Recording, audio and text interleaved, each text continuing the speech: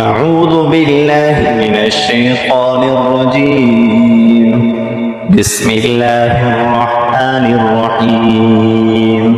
يا أيها المزمل قم الليل إلا قليلا نصفه أو انقص منه قليلا أو زد عليه ورتل القرآن ترتيلا إنا سنلقي عليك قولا ثقيلا إن ناشئة الليل هي أشد وطئا وأقوم قيلا إن لك في النهار سبحا طويلا واذكر اسم ربك وتبتل إليه تبتيلا رب المشرق والمغرب لا إله إلا هو فاتخذه وكيلا واصبر على ما يقولون واهجرهم هجرا جميلا وذرني والمكذبين أولي النعمة ومهلهم قليلا إن لدينا أنكالا وجحيما وطعاما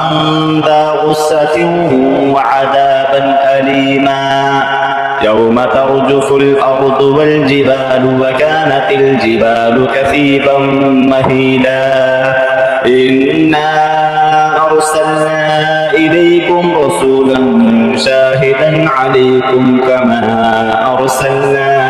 إلى فرعون رسولا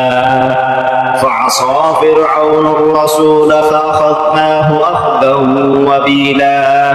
فكيف تتقون إن كفرتم يوما يجعل البلدان شيبا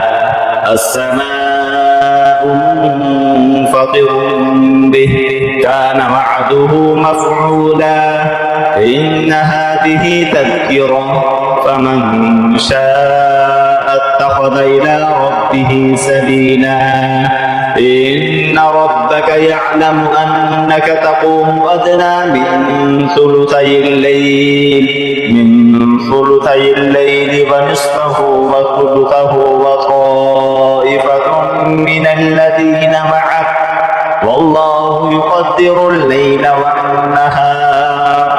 علم أن لن تحصوه فتاب عليكم فاقرؤوا ما تيسر من القرآن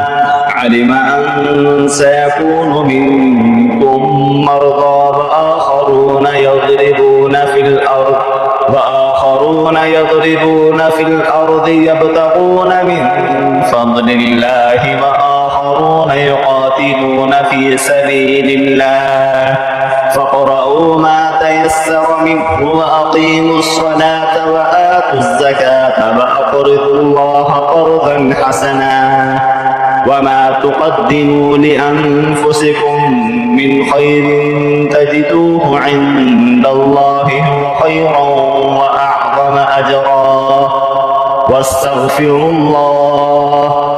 إن الله غفور رحيم.